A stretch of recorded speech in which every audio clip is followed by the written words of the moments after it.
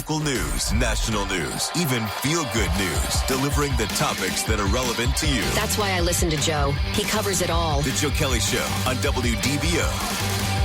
I am so excited. I could not wait. From Thursday, I couldn't wait till Tuesday. I couldn't wait to be on the radio tonight so we could chat about things. There's a lot to chat about tonight.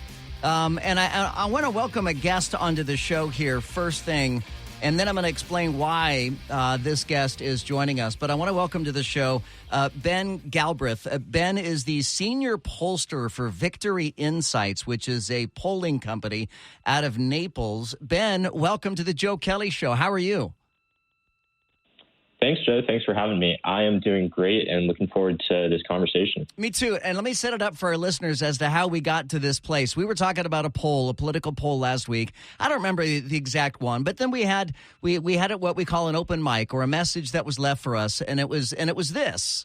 Let me play it. And Joe, to talk more about the polls, I've never been asked to answer a poll, let alone a national poll. So who are the people that are receiving these polls, and how do we know that they're even accurate? Because I've never received them. So the greatest of irony is literally like an hour after I got that message, I got a text message from Victory Insights, Ben, your polling company, and it asked if I wanted to participate in a poll. Now, I got over my initial skepticism at first. My initial, it's a shame, Ben, in this day and age that we always have to be skeptical as to whether or not it's a scam or if it's a real poll or something real like that. And once I kind of confirmed that, this is a legit company, I not only filled out the poll, but then I asked if I could talk to somebody about the poll I just filled out. So that's where we are today. You're the somebody. And Ben, you're the senior pollster for Victory Insights. So I kind of have two questions for you. One, what were the results of the poll that you took? And then two, if you could kind of tell us a little bit about how polling works, because that's not the first time I've heard from a listener who's been skeptical saying, well, I've never been called for a poll, so they must not work. So let's start with the results of the poll that you conducted last week. Sure. So the results were pretty interesting. What we found is that for the 2024 Republican nomination for President of the United States, it's actually a statistical tie between DeSantis and Trump within the state of Florida. So obviously things are a little bit different in other states, and Trump has the lead in pretty much every other state. But at the moment in Florida, in both a head-to-head ballot and with a full ballot with, Mike Pence, Tim Scott, Nikki Haley, and all those people, there's only about 1% separating DeSantis and Trump, meaning that, for all intents and purposes, it's impossible to say who's ahead at this time.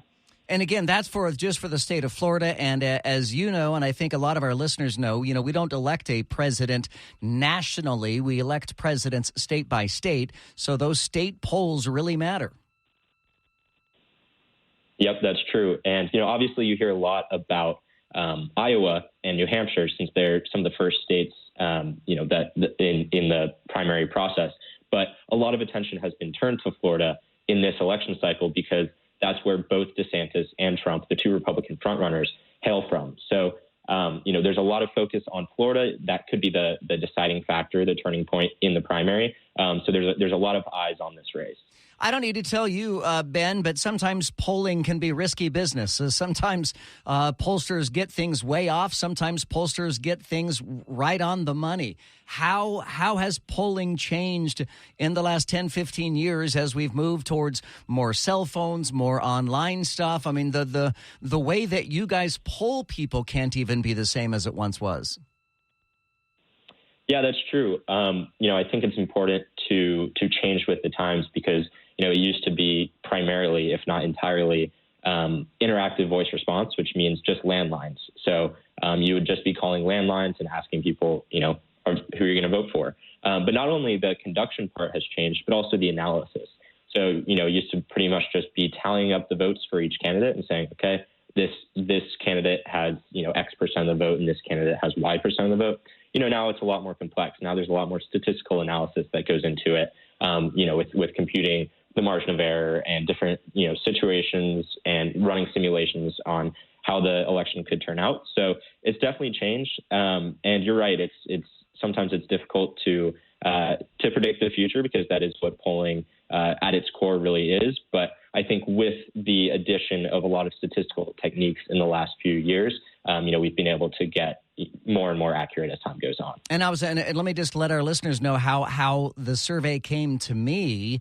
I got a text message that asked if you would like to participate in a survey, and I didn't know if there was a real person on the other end of that text or not. But I texted back a couple of questions about its authenticity, and there was, sure enough, someone there to text me back. It wasn't a bot. I could tell by the way it was written. But there was someone there who responded to me and assured me and gave me ways to verify that your company was not a scam, that it's totally legit. And then from there, I tapped the link. I didn't want to click a link until I was sure it was clean. So from there, I tapped the link and then went to an online survey. But that's not an online survey that anybody can have access to, right? You've got to be invited to do it. That's correct. So, I know your listener had questions about how they select the people as well. So we select a mix of people, but we are more likely to select individuals who have voted in prior, GOP primaries, right? So we text them a link, and it's not only the fact that you have the link is that verifies you and that results in us using your responses.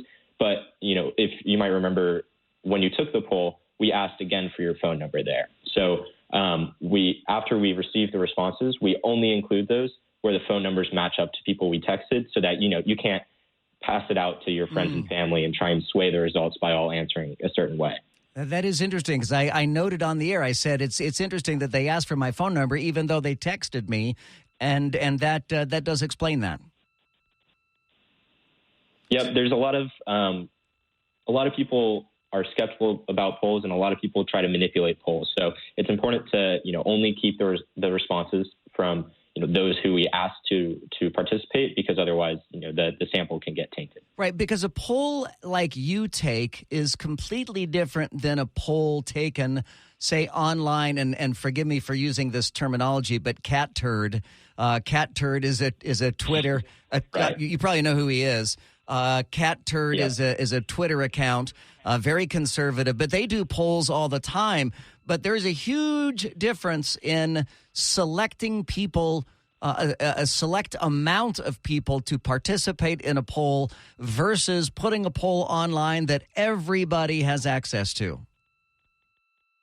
Yep, that's right. And, without any disrespect to Cat Turd, one of those two types of polls is a lot more reliable. One of those two types, obviously the type that we do, you're able to balance the results both on the front end and on the back end. So you can only ask for responses from a mix of people that represents the electorate well. So, it's not all supporters of one particular candidate or all people from, some particular region. It's a good mix of people. And then after we get the results, we have all this data on them, and we can balance the results again in case there's any discrepancies, and make sure that the final percentages and the final vote tallies for everyone are representative of the entire electorate. And when you take a survey, and I like to mention that I only remember two college classes that I took, two classes. One was communication law, but the other was statistics.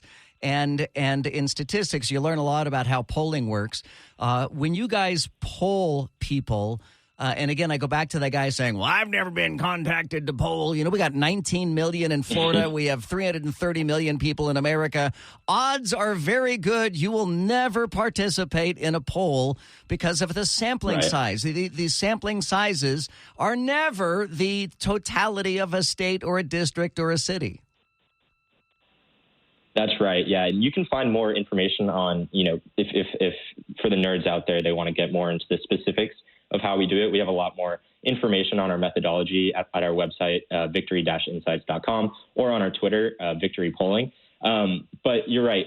That's a big question that we get. Oh, I'm a Florida voter and I never received this poll, so therefore the poll must be false. I mean, obviously that's completely ludicrous. And like you said, it's a pretty core tenet of statistics that you don't need a response from everyone in order to get a sample that's good enough to understand big pictures about electorates. And frankly, we in radio work with that every single day because ratings works the same way.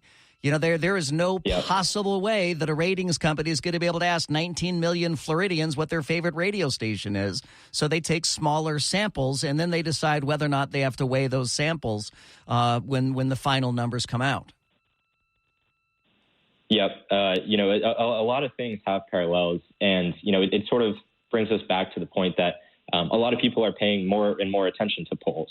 It's Trump tweets and talks about them all the time, and as do a lot of politicos on Twitter and elsewhere, and even state parties. For example, tonight we're doing a Twitter space at 6 p.m. Eastern with Christian Ziegler, the chair of the Florida GOP, because everyone is paying attention to polls nowadays, and there's a lot of efforts to manipulate them. There's a lot of efforts to put too much emphasis on them. But overall, just like ratings, it is a good way to gauge what people are thinking and to gauge what people are saying. And is there a specialty that Victory Insights focuses on? You mentioned Republican politicians. I mean, is that your sweet spot? Sure. So we are, in order to have the most unbiased results, we're technically a nonpartisan firm. With that being said, we work almost exclusively with Republican clients across the country, not just in Florida. We find that to be our sweet spot because those are the voters that we work with frequently in Florida, specifically Southwest Florida. I know in Central Florida, things are the same there. And it's, the people we can understand so that we don't just receive the numbers and, paste them on a Word document and say, these are the numbers, but we can also add some personal commentary and talk about what the numbers really mean. We're talking to senior pollster Ben Galbraith of Victory Insights, and the survey that I took last week on Thursday, the one that kind of got this whole conversation started, is that part of an ongoing series of polls so that you can gauge changes in one way or the other for the candidates? Sure, that's a great question, and the answer is yes. We have actually done a number of polls specifically about the 2024 Republican primary within the state of Florida. Our first, full-fledged one being in November of 2022, at which point we saw DeSantis actually up by double digits. We then took another poll in April, so just last month, and in the wake of the Trump indictment, where Trump was getting all of this support, people were coming off the sidelines in support of him. People throughout Florida, very influential members of Congress, such as Representative Byron Donalds from Southwest Florida, were endorsing him, and he got this bump in the polls, and he was actually up by double digits in that poll. And now what we're seeing is it's become equalized. And, in the wake of DeSantis' announcement, there's a lot of questions about who's going to win Florida, who has the edge. And, what we can say right now is it's close and it's far from over.